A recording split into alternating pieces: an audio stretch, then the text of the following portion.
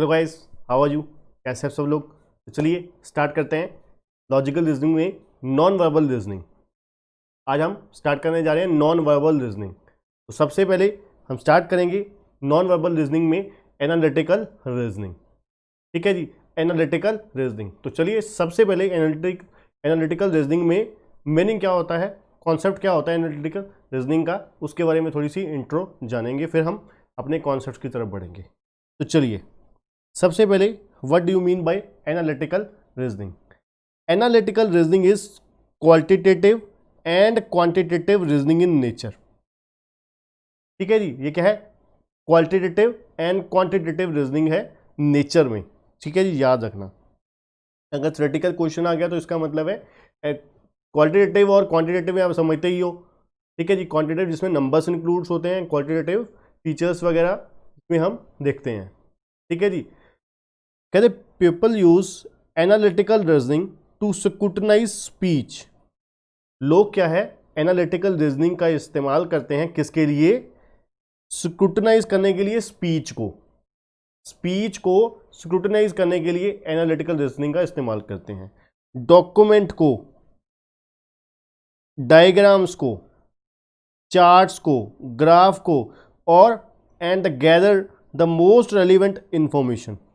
जो relevant information होती है उसको एनालाइज करने के लिए, स्क्रूटनाइज करने के लिए एनालिटिकल रीजनिंग का इस्तेमाल करती है। ठीक है जी, तो एनालिटिकल रीजनिंग क्या है? क्वालिटेटिव और क्वांटिटेटिव रीजनिंग है।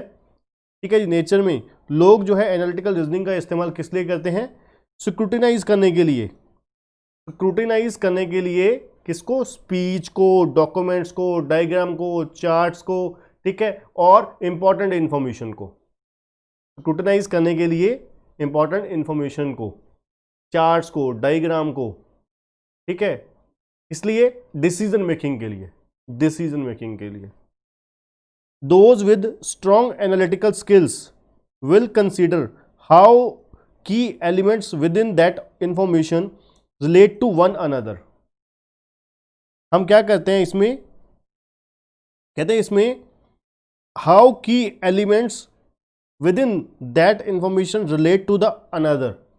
किस तरीके से एक इंफॉर्मेशन रिलेट करती है दूसरी इंफॉर्मेशन के साथ। And more likely to notice crucial pattern and details. और हम साथ में क्या करते हैं? और हम इसमें जो क्रूशियल पैटर्न्स हैं और डिटेल्स हैं उसको हम क्या करते हैं? नोटिस करते हैं कि किस तरीके से पैटर्न काम करता है, राइट, और किस तरीके से इसकी डिटेल जो है हमारे पास अवेलेबल है।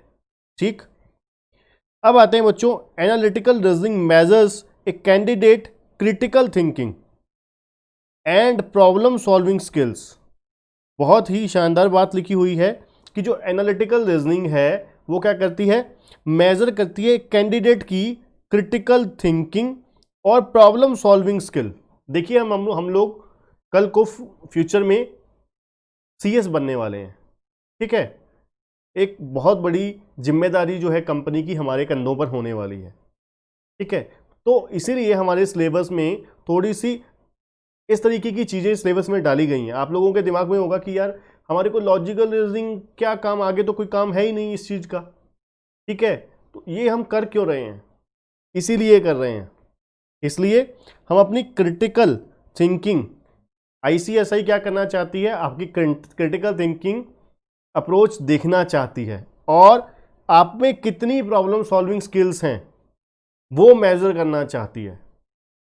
आईसीएसआई चाहती है कि आपकी जो क्रिटिकल थिंकिंग अप्रोच है कि आप किस तरीके से मुश्किल घड़ी में, ठीक है, इंपॉर्टेंट टाइम में, जब बहुत ज़्यादा आपकी आवश्यकता होगी, आपके अच्छे डिसीजन मेकिंग की जरूरत होगी, तो वो डिसीजन मेकिंग आप किस तरीके से लेते हो, तो वो शुरू से ही आपको तैयार करवा रहे हैं। देखिए, इंस्टीट्यूट को भी पता है कि आगे जाके जब आप एग्जीक्यूटिव और प्रोफेशनल लेवल तक पहुंच जाओगे तो आपको सिखाने वाली नहीं, समझाने वाली और लॉ रिलेटेड चीज़ें आपको बताने वाली बात करेंगे, इंस्टीट्यूट करेगा। ठीक है, तो वहाँ पर आप लोगों को क्या करना होगा? लॉ के ऊपर, पढ़ने के ऊपर जोर होगा। ठीक है, क्या पढ़ना है, कैसे पढ़ना है, इसके ऊपर जोर नहीं होगा। इस रीजनिंग के, लॉजिकल रीजनिंग के सब्जेक्ट के द्वारा इंस्टीट्यूट आपको बताना चाहती है कि भाई किस तरीके से इम्प्रूव करो अपने आप को, ठीक है ना, आपकी जो थॉट्स हैं, थॉट प्रोसेस है, उसको इम्प्रूव करो और अच्छा करो, ठीक है जी। ये सब्जेक्ट लाने का ये सबसे बड़ा मोटिव था, ठीक है जी। कहते हैं एनालिटिकल रीजनिंग क्या करती है, मेजर करती है एक कैंडिडेट की क्रिटिकल थिंकिंग और प्रॉब्लम सॉल्विंग स्किल्स को, ठीक है जी। प्रॉब्लम सॉल्विंग स्किल्स को मेजर करती है और क्रिटिकल थिंकिंग को मेजर करती है।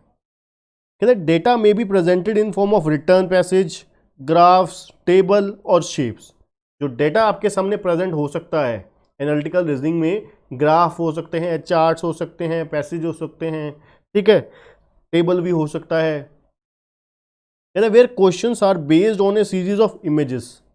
कहते हैं जो क्वेश्चंस हैं वो सीरीज ऑफ इमेजेस के बेस पे हो सकते हैं। When they have much in common with the inductive reasoning and non verbal reasoning test. They have much in common, वो किसकी तरह होंगी कॉमन, कहते हैं इंडक्टिव रीजनिंग और नॉन वर्बल रीजनिंग टेस्ट के साथ होंगी, की तरह होंगी। Written analytical reasoning questions assesses many of the same skill as verbal reasoning skills test। कहते जो रिटन एनालिटिकल रीजनिंग क्वेश्चंस होंगे वो असेस करेंगे many of same skills as verbal reasoning test. कहते जो हमारे रिटन एनालिटिकल रीजनिंग के test होंगे वो जो है वो किसकी तरह कॉमन होंगे, वो हमारे असेस करेंगे वर्बल रीजनिंग में जैसे हम टेस्टिंग करते हैं, वर्बल रीजनिंग में जैसे बच्चे का दिमाग टेस्ट करते हैं, कैंडिडेट का दिमाग टेस्ट करते हैं, उसी तरीके से एनालिटिकल रीजनिंग में जो रिटन क्वेश्चन होंगे उसमें भी टेस्ट किया जाएगा। उसी की तरह सिमिलर ही है यहाँ पर भी, ठीक है, कोई नई चीज़ एक्स्ट्रा नहीं है, ठीक है जी। तो ये बच्चों था, मतलब एनालिटिकल रीजनिंग में क्या चेक करना चाहते हैं, वो हमारे एक क्रिटिकल थिंकिंग प्रोसेस को मेजर करना चाहते हैं, वो देखना चाहते हैं कि हम डिसीजन मेकिंग किस तरीके से लेते हैं, हमारे में डिसीजन मेकिंग के स्किल्स किस तरीके से हैं, ठीक है जी। ग्राफ को, चार्ट्स को, इंपॉर्टेंट इन्फॉर्मेशन को हम किस तरीके से समझते हैं, किस तरीके से हम लोग पढ़ते हैं, उसके पढ़ने के बाद, उसको समझने के बाद किस तरीके से रिएक्ट करते हैं, ठीक है ना। जैसे कई बार क्या होता है, अब पेरेंट्स क्या करते हैं, अपने कई बार बच्चों को चेक करते हैं, कई बार जानबूझ के मजाक में गुस्से से बोलते हैं, ठीक है, वो चेक करते हैं कि भाई इसको कितनी की जल्दी गुस्सा आता है कि कोई बाहर का बंदा कोई इसको हल्का सा भी गलत बोलेगा तो ये रिएक्ट किस तरीके से करता है, एकदम टूट के पड़ता है, बिल्कुल अपने जो संस्कार हैं वो भूल के एकदम गलत अपना वर्डिंग यूज़ करने लग जाता है, गलत वर्डिंग इस्तेमाल करने लग जाता है बड़ों के साथ, या फिर धैर्य के साथ, पेशेंस के साथ बड़े ही आराम से बात करता है वो, ठीक है ना। यही चीज़ें यहाँ पर हमारे साथ टेस्ट की जा रही हैं, ठीक है बच्चों। तो चलिए नेक्स्ट है analytical reasoning evaluates inductive and deductive reasoning, ठीक है जी। एनालिटिकल रीजनिंग क्या इवैल्यूएट करती है, इंडक्टिव और डिडक्टिव रीजनिंग, इंडक्टिव और डिडक्टिव रीजनिंग। अब सबसे पहले पढ़ते हैं इंडक्टिव रीजनिंग क्या होती है जी। इंडक्टिव रीजनिंग क्या होती है जी, कहते हैं inductive reasoning involve obtain specific information relating to a topic or subject in order to make prediction based on such information। कहते हैं इंडक्टिव रीजनिंग में पहली हमारी क्या है, इंडक्टिव रीजनिंग। इंडक्टिव रीजनिंग में कहते हैं हम ऑब्टेन करते हैं स्पेसिफिक इंफॉर्मेशन, कोई स्पेसिफिक इंफॉर्मेशन हमारे पास अवेलेबल होती है, ठीक है, किसी टॉपिक के रिलेटेड हो सकती है, कोई जो स्पेसिफिक इंफॉर्मेशन है ना किसी पर्टिकुलर टॉपिक के रिलेटेड हो सकती है, पर्टिकुलर सब्जेक्ट के साथ हो सकती है, ठीक है जी। इंडक्टिव में हमारे पास जो इन्फॉर्मेशन होगी पर्टिकुलर सब्जेक्ट के रिलेटेड हो सकती है, पर्टिकुलर सब्जेक्ट के या टॉपिक के रिलेटेड इन्फॉर्मेशन हो सकती है, ठीक है जी। किसके लिए, प्रेडिक्शंस के लिए, to make predictions based on such information, कि भाई आप क्या क्या हो सकता है इस इंफॉर्मेशन के बेस पर, इस कंटेंट के बेस पर बताओ ये हो सकता है या ये हो सकता है, ये हो सकता है या वो हो सकता है, ठीक है ना। मतलब हम क्या कर सकते हैं, प्रोबेबिलिटीज क्रिएट करते हैं, ठीक है, परमुटेशंस एंड कॉम्बिनेशंस बनाते हैं। दूसरा है, पहला था इंडक्टिव, जिसमें क्या है आपको किसी पर्टिकुलर टॉपिक के रिलेटेड या पर्टिकुलर सब्जेक्ट के रिलेटेड इंफॉर्मेशन गिवन होगी, तो आपको क्या है, उसके बेस पर क्या करना है, प्रिडिक्शंस देने हैं। ठीक है। दूसरा डिडक्टिव रीजनिंग। डिडक्टिव रीजनिंग क्या है, कहते हैं deductive reasoning is the process of reaching a logical conclusion. Logical conclusion पे आपको पहुंचना है बेस्ड ऑन वन और मोर गिवन स्टेटमेंट और प्रीमाइसेस। आपको कुछ इंफॉर्मेशन गिवन होगी, उस इंफॉर्मेशन, उस नॉलेज के बेस पर, उस एक्सप्लेनेशन कॉन्सेप्ट के बेस पर, उस डेटा के बेस पर आपको एक कंक्लूजन पे, एक रिजल्ट पे निकलना है कि ये होना चाहिए आपके हिसाब से। ठीक है। आपको सही डिसीजन पे, जैसे बुझारत होती है, ठीक है, वो आपको क्या बोलते हैं, आपको हम एक्सप्लेन कर देते हैं, तो आपको क्या है, उसके समझ के कॉन्सेप्ट को समझ कर, बुझारत को समझ कर डिसीजन पे पहुंचना होता है, कंक्लूजन पे पहुंचना होता है। ऐसे ही आपको इंफॉर्मेशन गिवन होगी, ठीक है, कुछ भी, किसी भी तरीके की हो सकती है। ठीक है। तो हमें क्या है, कंक्लूजन पे पहुंचना है, डिसीजन पे पहुंचना है। सिंपल है जी। तो ये हमारी इंडक्टिव और डिडक्टिव रीजनिंग था। अब आते हैं जी एनालिटिकल रीजनिंग कंडीशनल बेस्ड। अब इसमें एनालिटिकल रीजनिंग कंडीशनल बेस्ड में क्या है, कुछ कंडीशंस होंगी। मतलब क्या है, आपको सिचुएशन दे दी गई है। फॉर एग्जांपल, पहले हम एक जो क्वेश्चन करने वाले हैं, कॉन्सेप्ट करने वाले हैं, उसमें कंडीशन दी हुई है, हमें कंडीशन दी हुई है। उस कंडीशन को हमें अपने दिमाग में रखते हुए रीजनिंग, ये हम एनालिटिकल रीजनिंग कर रहे हैं। एनालिटिकल रीजनिंग में सबसे पहले हम क्या करें, conditional reasoning, condition analytical reasoning conditional base. Condition बता दी, उस शर्तों को पूरा करते हुए हमें क्या है, सॉल्यूशन प्रोवाइड करना है। ठीक है। शर्तों को पूरा करते हुए हमें कंक्लूजन तक पहुंचना है। ठीक है ना। जैसे आप लोगों ने कंपनी लॉ किया, कंपनी लॉ में आप एक, ये हमारे कौन सा लीगल इसी पेपर में है ना, पेपर नंबर 2 में लीगल एप्टीट्यूड वाले पार्ट में है। लीगल एप्टीट्यूड वाले पार्ट में कंपनी लॉ में आपने रजिस्ट्रेशन का प्रोसेस किया होगा। ठीक है। रजिस्ट्रेशन, एक कंपनी रजिस्ट्रेशन करवानी है तो उसके लिए क्या कंडीशंस हैं। तो एक कंपनी को रजिस्ट्रेशन सर्टिफिकेट कुछ कंडीशंस को फुलफिल करने के बाद मिलेगा। इसी तरीके से यहाँ पर जो कंक्लूजन हम निकालेंगे, जो स्टेटमेंट हमें गिवन होगी, उसमें कुछ शर्तें होंगी, कुछ कंडीशंस होंगी, टर्म्स एंड कंडीशंस होंगी। उन टर्म्स एंड कंडीशन को हम लोग फॉलो करते हुए कंक्लूजन तक पहुंचेंगे। तो चलिए पढ़ते हैं कंडीशन क्या है। चलिए, बहुत ही आसान क्वेश्चन है, मजा आएगा आपको, बहुत ज़्यादा एंजॉय करोगे आप लोग। A team of 5 is to be selected from amongst 5 boys ABCDE। कहते हैं 5 एक टीम में 5 मेंबर हैं, जिसमें 5 लड़के हैं, ABCDE, 5 बॉयज हैं। ठीक है जी। और 4 गर्ल्स हैं। ठीक है जी। इसको हम हाईलाइट कर देते हैं, ABCDE। 5 लड़के हैं, 4 लड़कियां हैं, PQRS। ठीक है जी, PQRS। Some criteria for the selection are. Criteria क्या है सिलेक्शन का, ये आपको बता देते हैं, मतलब शर्तें क्या हैं। इन लोगों की आपस में नहीं बनती है। ठीक है जी। तो शर्तें जानेंगे हम लोग। Some criteria for selection are. Criteria क्या है सिलेक्शन का, कहते हैं A and S have to be together. A और S टुगेदर, इकट्ठे होने चाहिए। अगर A आया तो साथ में S भी आनी चाहिए, कि A लड़का है, S लड़की है। ठीक है जी। इनकी आपस में बनती है। P can not be put with R। P और R, P भी लड़की है, आपको पता है, R भी लड़की है, गर्ल है। ठीक है। दोनों की आपस में नहीं बनती, दोनों बहनों की आपस में लड़ाई रहती है। ठीक है जी। ये दोनों कहते हैं इकट्ठे नहीं बैठ सकते, एक ही ग्रुप में नहीं आ सकते। D और Q can not go together.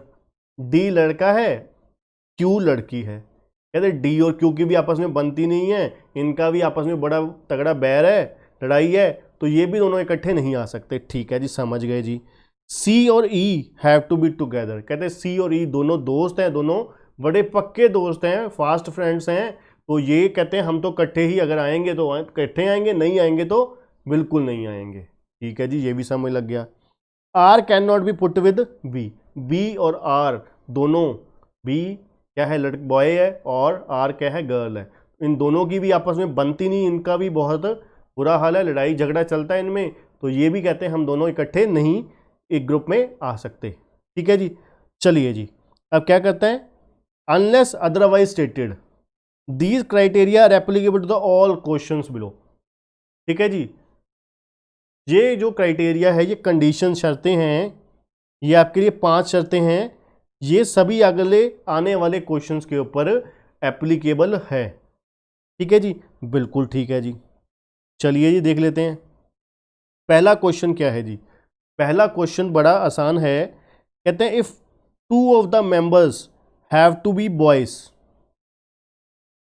अगर 2 मेंबर हैं और दोनों बॉयज हैं, the team will consist of, अब टीम में कौन कौन होगा, उस टीम में कौन कौन होगा। ठीक है जी, तो ऑप्शंस हैं हमारे पास A B C D E, correct है जी। अब देखिए पहले में क्या है, A B S P Q, क्या पढ़ा था हमने, हमने देखना है कि चारों ऑप्शंस में से कौन सा करेक्ट है, क्या चारों में से कौन सी कंडीशन, कौन सी जो ऑप्शन है वो सभी 5 शर्तों को फुलफिल करता है या करती है। ठीक है, चारों ऑप्शन में से कौन सी ऑप्शन जो 5 कंडीशंस हैं वो कंडीशंस को फुलफिल करती है। ठीक है, चलिए पहली ऑप्शन पे चलते हैं, ए बी, ए यहां पर ए है और एस है। ठीक है जी, अब यहां पर क्या बोला था, ए और एस टुगेदर होने चाहिए, मतलब पहली शर्त पूरी है, पहली शर्त पूरी है। पी और आर इसमें नहीं है। ठीक है जी, पी और आर कहते इकट्ठे नहीं आने चाहिए, इस क्वेश्चन में नहीं है, पहली ऑप्शन में नहीं है, बिल्कुल ठीक है जी। उसके बाद बोला डी और क्यू भी नहीं इकट्ठे होने चाहिए, यहाँ पर डी और क्यू भी नहीं है, तो ये शर्त भी पूरी है जी। सी और ई इकट्ठा होने चाहिए, उन्होंने कहा सी और ई इकट्ठे होने चाहिए, तो यहाँ पर पहली बात तो ना ही सी है ना ही ई है, पहली ऑप्शन में ना ही सी है ना ही ई है, इसका मतलब है, ठीक है जी, अगर सी होता बीच में, पहली स्टेटमेंट में अगर सी होता तो ई भी होना चाहिए था, अब ना ही सी है ना ही ई है, इसका मतलब है ये भी ठीक है, ये शर्त भी पूरी हो रही है।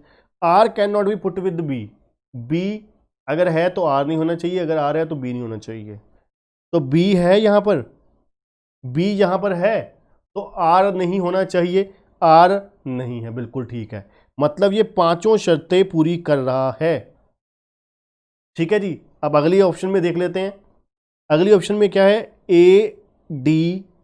ठीक है जी, ए और डी है, अब उन्होंने क्या बोला था, ए और एस टुगेदर होने चाहिए, यहां पर ए भी है एस भी है, पहली शर्त पूरी है।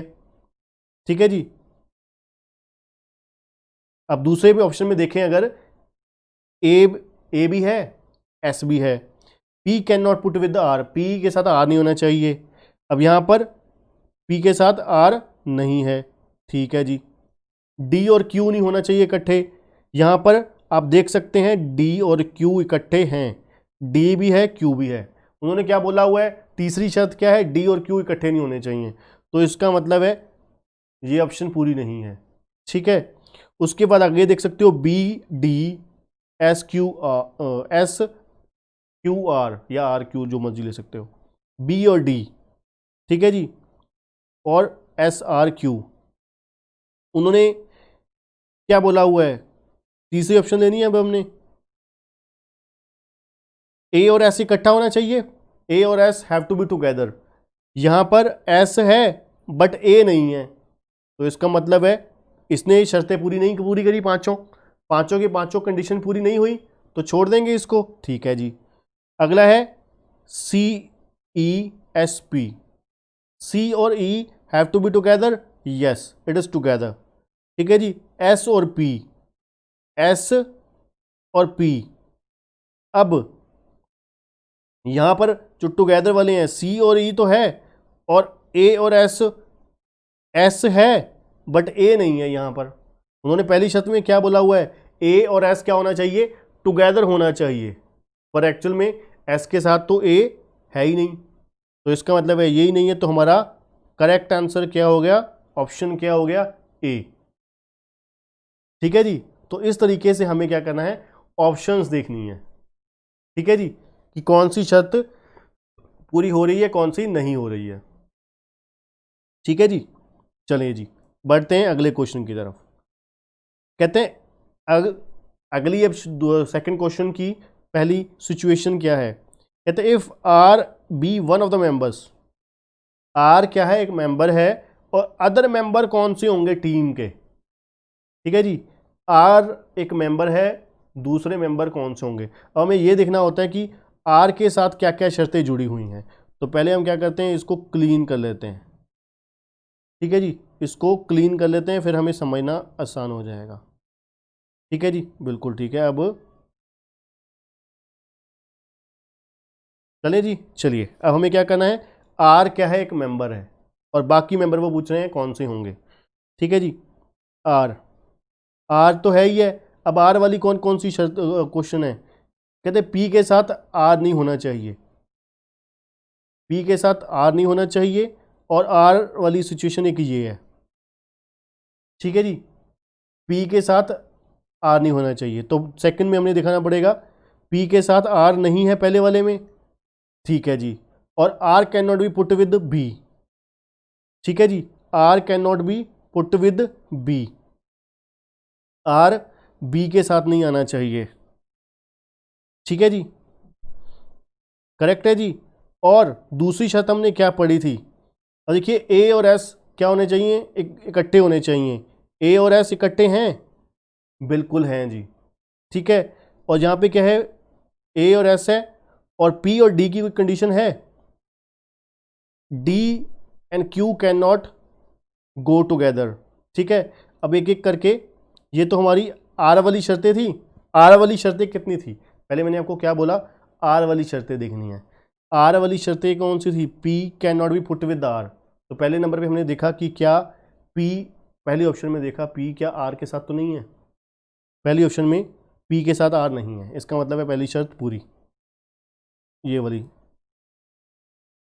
ठीक है जी, दूसरी आर वाली, R can not be put with B, तो देखना है आर के साथ बी तो नहीं है, नहीं इसमें बी भी नहीं है, तो मतलब ये शर्त भी पूरी है। ठीक है जी, उसके बाद हमने क्या देखा, ए और एस टुगेदर होने चाहिए, ए और एस टुगेदर है। ठीक है जी, ये भी शर्त पूरी है। डी और Q can not go together. ठीक है जी, डी और क्यू टुगेदर नहीं है। ठीक है, डी यहाँ पर डी है, क्यू नहीं है।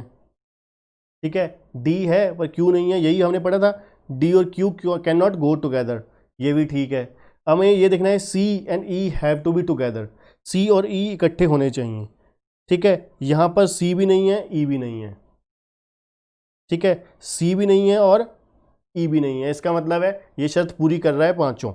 ठीक है, अब देखते हैं अगले वाले पे, अगले वाले पे आते हैं।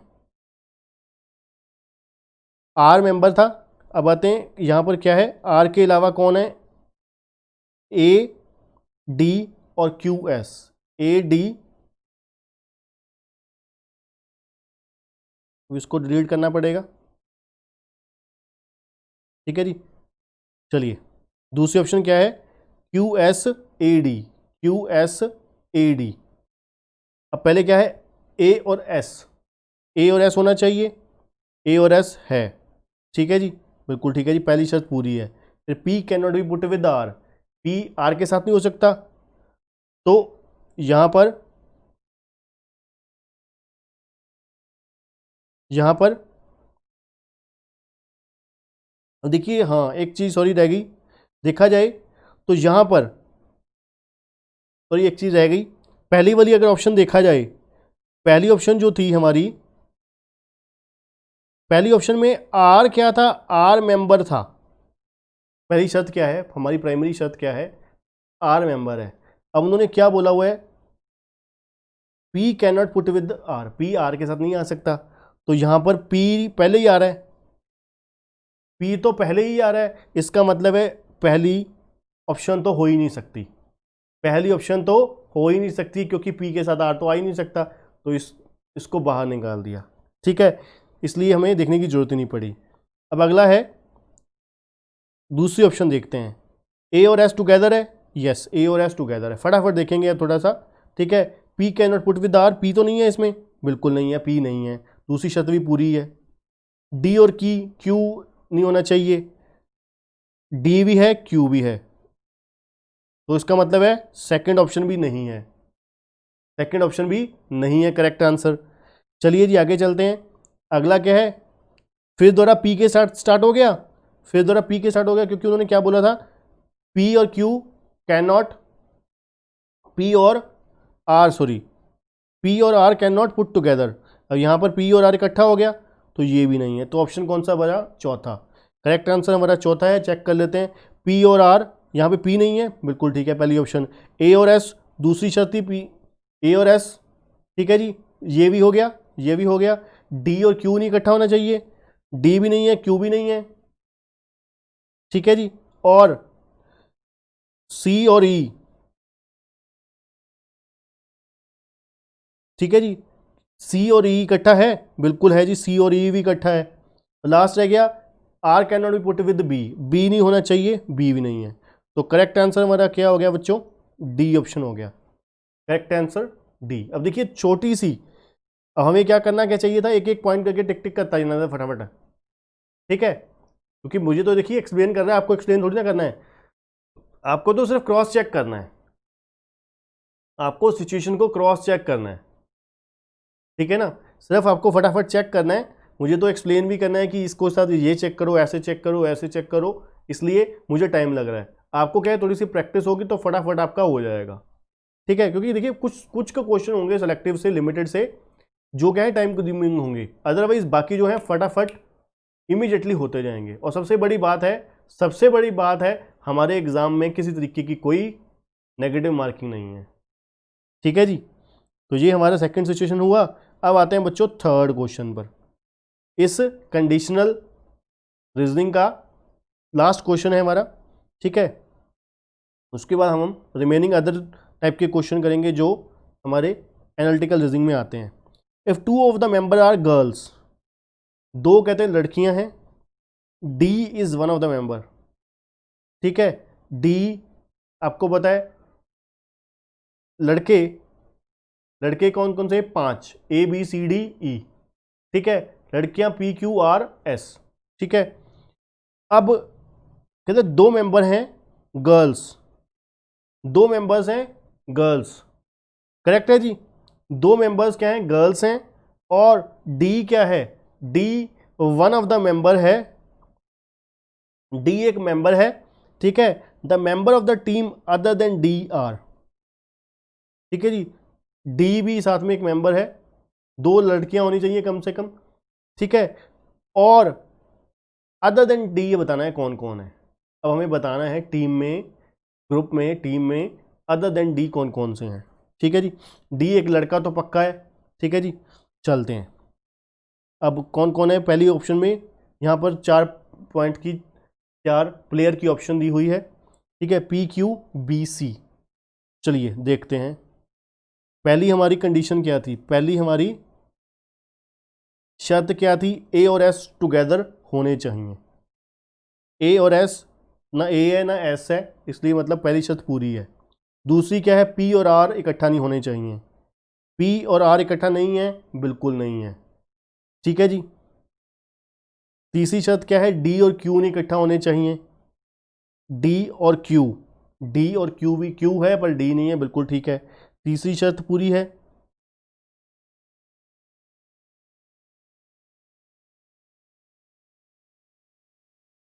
नहीं, देखो डी क्या लिखा था, डी और क्यू नहीं होने चाहिए, तीसरी शर्त पूरी नहीं हुई ना, क्योंकि डी तो हमारा मेंबर है ही है।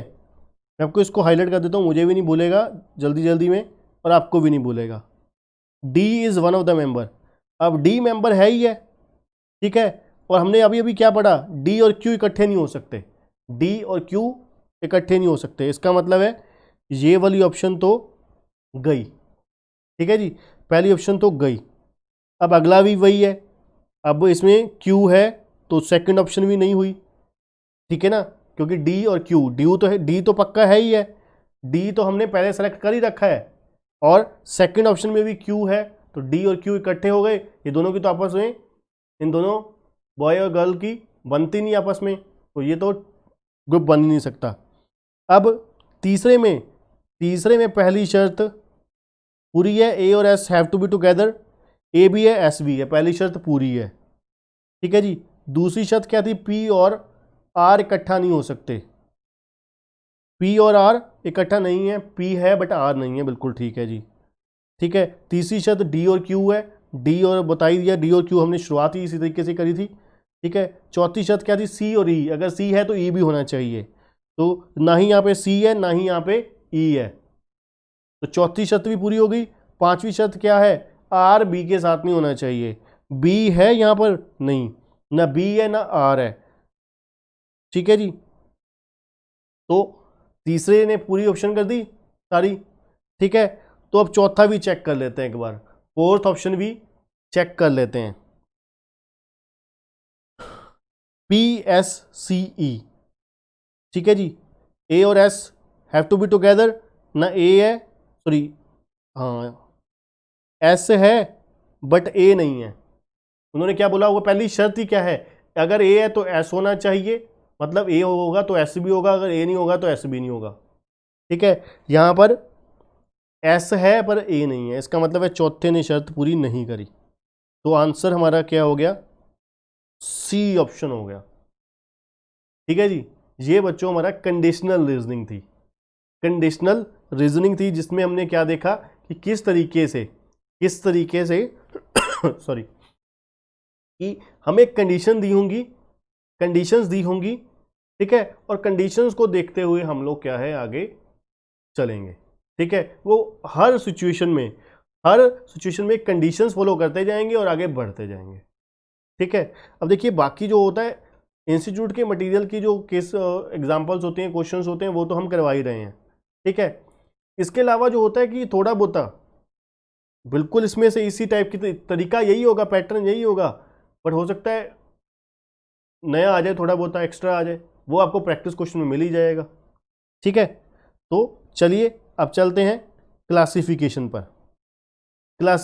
पर चलेंगे बच्चों। अब classification means to assort the items of a given group on the basis of certain common quality they possesses and sport the odd one out, ठीक है जी। अब हम क्या करेंगे, कहते कुछ हमें क्या है, क्लास गुड्स दी होंगी, कुछ चीज़ें दी होंगी, उसमें से कुछ की क्या है कॉमन फीचर होंगे, कुछ के कॉमन फीचर होंगे और कुछ ऑड होगा, अलग होगा, ठीक है। Sport the odd one out, हमें क्या करना है, उसमें से अलग चीज, आपको देखिए 5 चीजें दी हुई हैं, जैसे हमने पढ़ा अभी अपना कंडीशनल क्वेश्चन किया, A B C D E लड़के थे, ठीक है, और पी क्यू आर एस लड़कियां हैं, गर्ल्स हैं, ठीक है।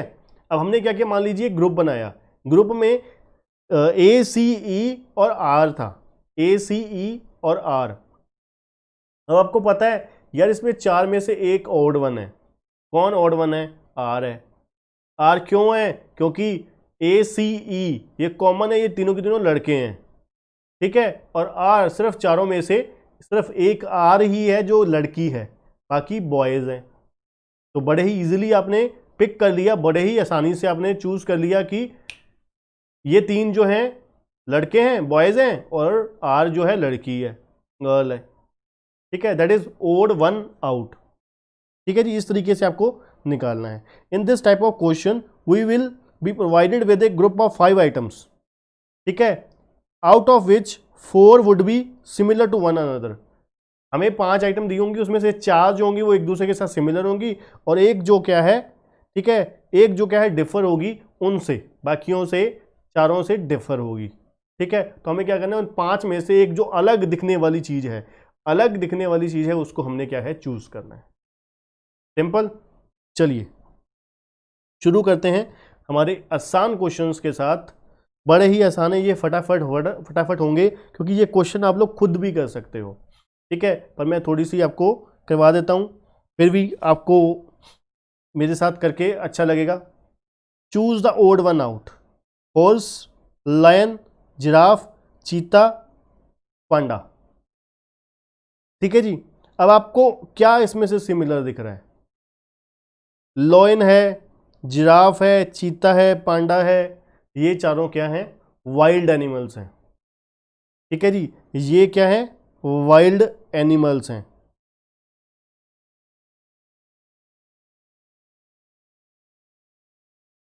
तो हमारा ओड वन आउट क्या हुआ, हमारा ओड वन आउट क्या हुआ, होर्स।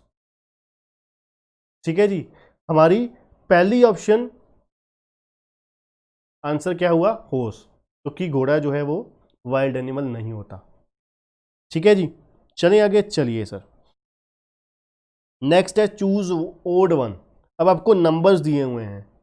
ठीक है जी, अब आपको, अब नंबर्स दिए हुए हैं, ओड वन बताना है। ठीक है, अब आप आइडिया लगा के देखिए। अब आपको 64 दिया हुआ है, पहले छोटे नंबर से शुरू किया, जब ऐसे बड़े बड़े नंबर दिए हो तो छोटे नंबर से शुरू करो।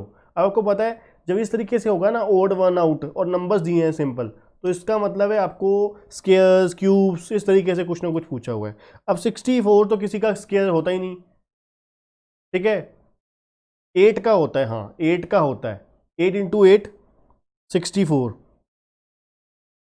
ठीक है जी, और 4 का क्यूब भी होता है, 4 का क्यूब भी होता है, 4 इंटू 4 16, 16 इंटू 4 64। ठीक है जी, करेक्ट है जी। उसके बाद, उसके बाद दूसरा नंबर उठा लीजिए 343, 343। ठीक है, 343 किसी का स्क्वायर हो सकता है, ठीक है, नहीं हो सकता। अब 7 का क्यूब करके देखो, 7 का क्यूब करोगे, 7 इंटू 7 49, 49 इंटू 7 343। इसका मतलब है सही पकड़े हैं हम लोग। यहाँ पे क्यूब्स, यहाँ पे क्यूब्स देख रहे हैं। ठीक है जी, तो 4 का क्यूब कितना था, 64, 7 का क्यूब कितना था, 343, और 441 किसका होगा, 444, 9 का देख लेते हैं, 9 इंटू 9 इंटू 9, नहीं ये है 8 का ही होगा फिर, 8 इंटू 8 इंटू 8। ठीक है जी, तो 1728, 1728 देखना होगा, 1728 क्यूब किसका है। ठीक है,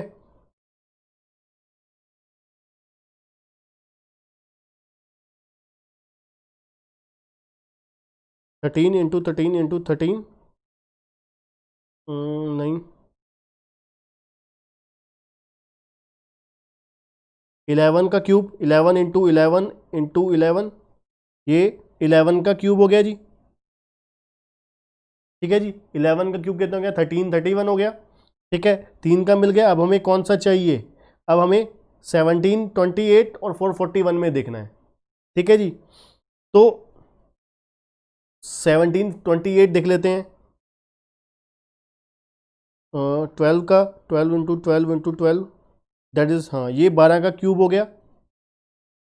ठीक है जी, मतलब ये चारों के क्यूब्स हमें मिल गए। अब 441, 441, अगर 7 का क्यूब हमें पता है, 7 के बाद क्या आता है, 8, 8 का क्यूब देखें, 8 इंटू 8 इंटू 8 512 है। इसका मतलब है ये हमारा ऑप्शन क्या हो गया, ई। ठीक है जी, बाकी जो क्या है क्यूब्स हैं, और 441 किसी का क्यूब नहीं है, तो हमारा ओड वन आंसर क्या हो गया, ओड वन आंसर हो गया हमारा 441। ठीक है जी, 441 करेक्ट है। चलिए जी, तीसरे पे आते हैं। Choose the odd one out. Iron है, मरकरी, कॉपर, जिंक, एल्युमिनियम। ठीक है जी, iron, mercury, copper, zinc, aluminium. अब लोहा, तांबा, ये आपको पता है ना सब कुछ, आयरन, कॉपर, जिंक, एल्युमिनियम, ये सेम नेचर की हैं, मतलब सेम, आप कह सकते हो इंडस्ट्री से। ठीक है, लोहा, तांबा, पित्तल, ये सब चीज़ें आपको पता होंगी, आयरन। ठीक है, तो हमारा correct answer odd one out क्या हो गया, मरकरी। मरकरी प्लैनेट है ना। ठीक है, तो हमारा करेक्ट आंसर क्या हुआ, बी, तीसरे का आंसर बी। ठीक है जी, चलिए नेक्स्ट बस इस तरीके से आपको सिंपल देखने हैं, ठीक है। चलिए फिर भी अब यहाँ पर भी क्या है, हमें ओड वन आउट निकालना है। बैडमिंटन है, टेबल टेनिस है, लॉन टेनिस है, हॉकी है, रग्बी है। अब इसमें से आपको पहले 4 में आपको ऑप्शन में आपको दिख रहा होगा कि बड़ी एक कॉमन चीज़ है। रग्बी जो है एक अलग गेम है जिसमें क्या है, एक बॉल को लेकर प्लेयर क्या करता है, भागता है एक जगह से दूसरी जगह के लिए, ठीक है, वो गोल करने के लिए सिंगल बॉल से ही खेलते हैं ना वो। बैडमिंटन, ठीक है जी, बॉल होती है, बैडमिंटन होता है, ठीक है जी। टेबल टेनिस में भी यही होता है, ठीक है जी, 2 चीज़ें होती हैं उसमें भी। लॉन टेनिस में भी 2 चीज़ें होती हैं।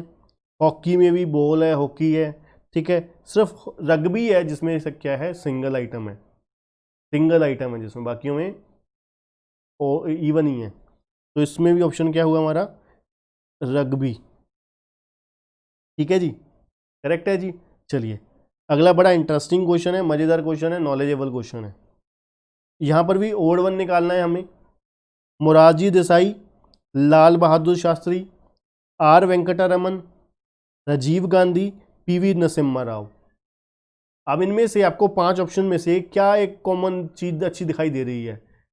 जो मोरारजी देसाई थे ये भी हमारे प्रधानमंत्री रह चुके हैं, लाल बहादुर शास्त्री जी भी प्रधानमंत्री रह चुके हैं, राजीव गांधी जी भी प्रधानमंत्री रह चुके हैं, पीवी नरसिम्हा राव भी प्रधानमंत्री रह चुके हैं। ये जो 4 हैं ये हैं पीएम, ठीक है। और जो आर वेंकटा रमन जी हैं ये हमारे प्रेसिडेंट रह चुके हैं, प्रेसिडेंट रह चुके हैं, ठीक है जी।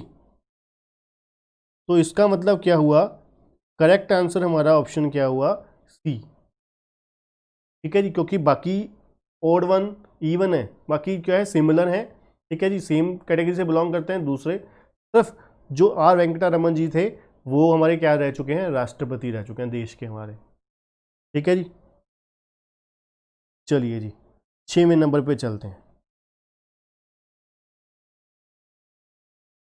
अब हमें बताना है यहाँ पर भी, which of the following 5 are alike in a certain way and so form a group which is one that does not belong to that group. Lima पहली ऑप्शन है, वेलिंगटन है, कैरो है, और क्यूबा है, किंगस्टन है, ठीक है। अब ये जो हमारे पास ऑप्शंस हैं इसमें से हमें बताना है। अब देखिए हम लोग इन कंट्रीज़ के साथ तो बिलोंग करते नहीं, कैपिटल्स के साथ। यहाँ पर क्या है हमारे पास, मैं आपको ऑप्शन बता देता हूँ।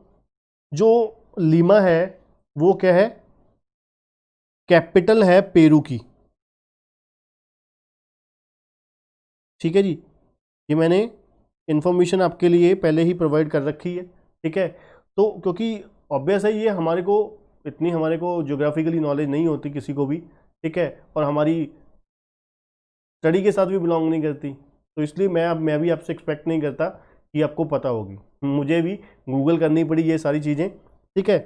तो आपको मैं क्लियर कर देता हूँ कि जो लीमा है वो कैपिटल है पेरू की, ठीक है जी। और जो वेलिंगटन है वो न्यूजीलैंड की है, ठीक है जी, वो न्यूजीलैंड की कैपिटल है। कैरो जो है वो क्या है, इजिप्ट की है, ठीक है जी। और जो किंगस्टन है वो जमाइका की है। क्यूबा जो है, क्यूबा जो है वो कंट्री है, बाकी सभी जो हैं वो कैपिटल हैं। सिर्फ क्यूबा ही है जो क्या है, कंट्री है, बाकी सभी जो हैं वो कैपिटल हैं किसी न किसी की। जैसे मैंने बोला लीमा जो है वो कैपिटल है पेरू की, वेलिंगटन न्यूजीलैंड की है, कैरो जो है इजिप्ट की है, किंगस्टन जो है जमाइका की है, ठीक है। ये सारी क्या थी, कैपिटल थी, ठीक है जी। और सिर्फ क्यूबा ही है जो कंट्री है। तो हमारा आंसर क्या हुआ, D, right answer is D, correct है जी।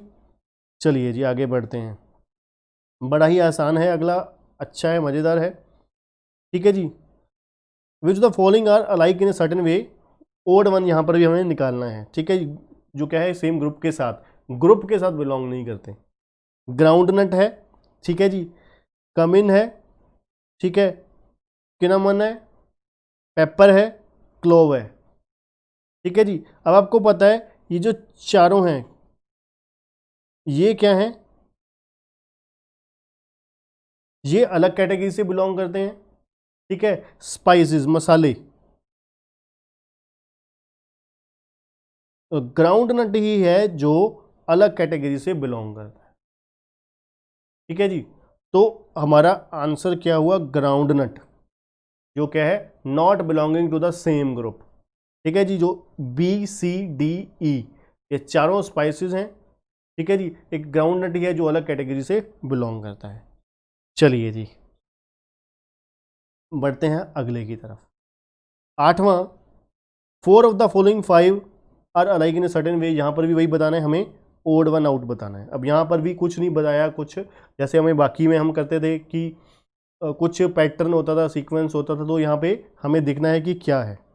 अब हमें 1936 है, 2916 है, 2304 है, 3364 है, 2740 है। अब फिर हमें कैलकुलेटर उठाना पड़ेगा। ठीक है जी, कैलकुलेटर कहाँ गया, ये रहा। 1936 इसका अंडर रूट करके देखते हैं।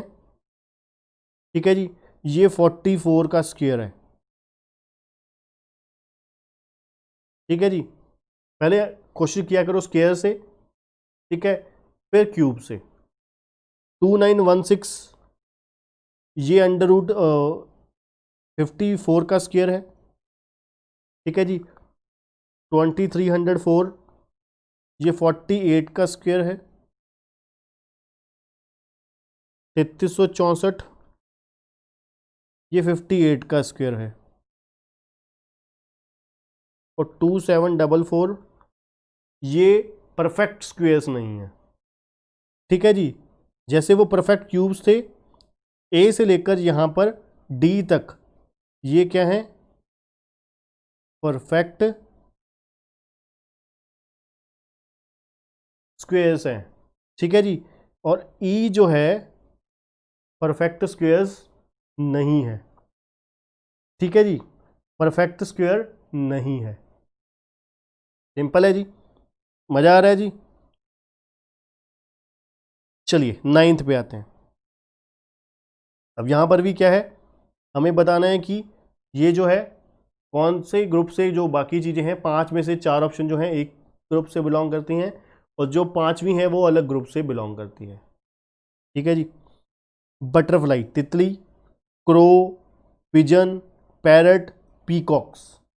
अब आपको पता है ये क्रो है, चाहे पिजन है, चाहे पैरट है, चाहे पीकॉक है, ये चारों के चारों सेम ग्रुप से बिलोंग करते हैं, उड़ने वाले पक्षी हैं जी। ठीक है जी, ठीक है जी, बर्ड्स हैं। पर बटरफ्लाई जो है अलग है, अलग कैटेगरी में है। ठीक है जी, तो हमारी करेक्ट आंसर क्या होगा, ओड वन कैटेगरी क्या हुई, ए। ठीक है जी, ओड वन क्या हुआ, ए। चलिए अगला क्वेश्चन भी बड़ा मजेदार है। 10th, यहां पर भी हमें क्या बताना है, डिफरेंट ऑप्शन दी हुई हैं, 5 ऑप्शन है, उसमें से कैटेगरी कौन सी से बिलोंग करता है, बाकी नहीं करते। पेल्विस है, फेबुला है, वर्टबेरा है, ठीक है, स्कल है, और अपेंडिक्स है। ठीक है जी, ये 5 ऑप्शन है। ये इसको आप एक एक करके पढ़ोगे तो ये जो चारों हैं ये अलग अलग हड्डियां हैं, हमारी बोन्स हैं। अपेंडिक्स आपको पता है ये अलग है, ये डिफरेंट ग्रुप है।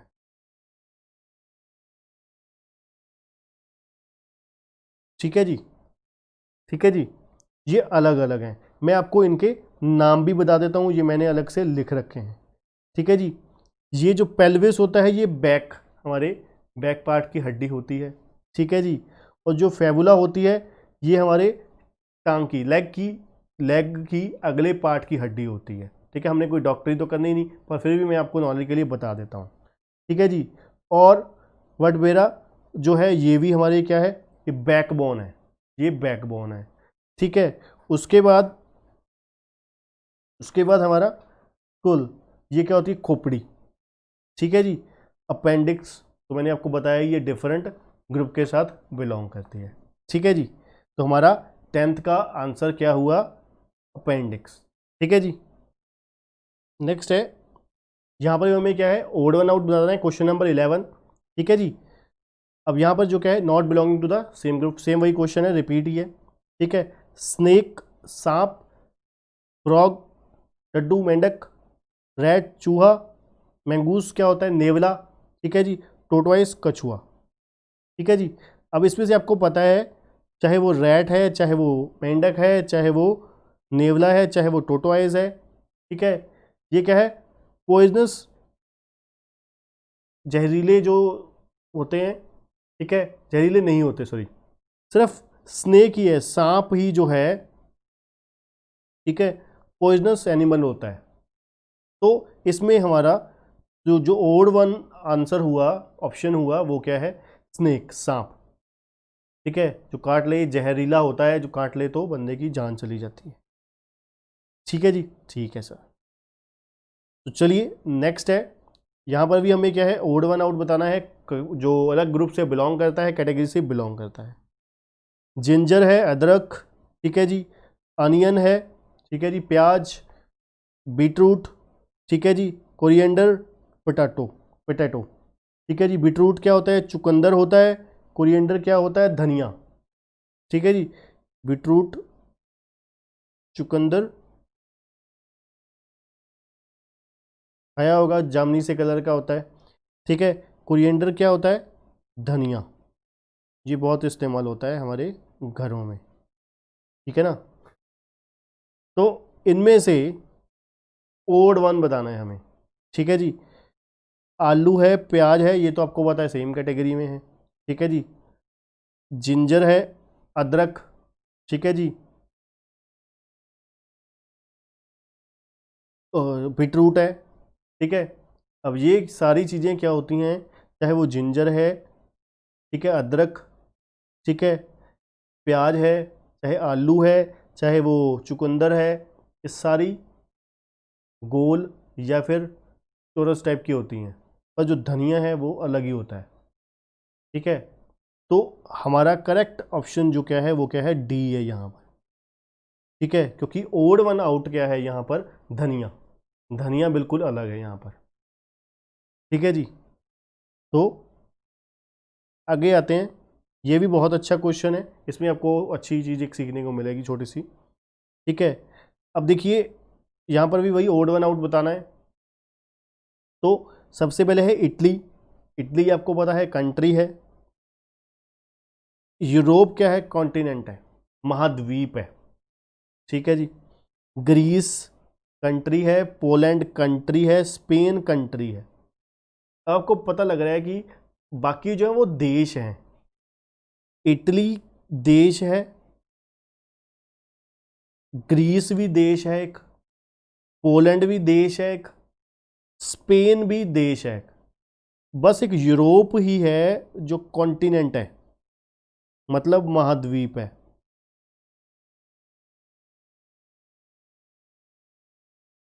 ठीक है, महाद्वीप है, बाकी जो है वो देश है, ठीक है। तो बच्चों, ये हमारे सारे जो प्रैक्टिस क्वेश्चन थे इंस्टीट्यूट की तरफ से, जो सारे क्वेश्चन ओवरऑल थे जो हमारे को इम्पॉर्टेंट थे जो करने वाले, ठीक है, तो कॉन्सेप्ट को हमारे करने के लिए, ठीक है। अब बहुत ही देखिए आसान तरीका है, इसमें कुछ डिफरेंट भी आ सकते हैं आप लोगों को, बस आपको क्या है, logic, simple common sense apply करना है। देखिए हम एक इस चीज़ में आपको कॉन्सेप्ट के बारे में आइडिया दे सकते हैं, बाकी जो है आपको हो सकता है, देखिए कोई चीज़ ऑप्शन अलग चीज़ दे दी, ठीक है, 4 अलग सब्जियों के नाम दे दिए, ठीक है।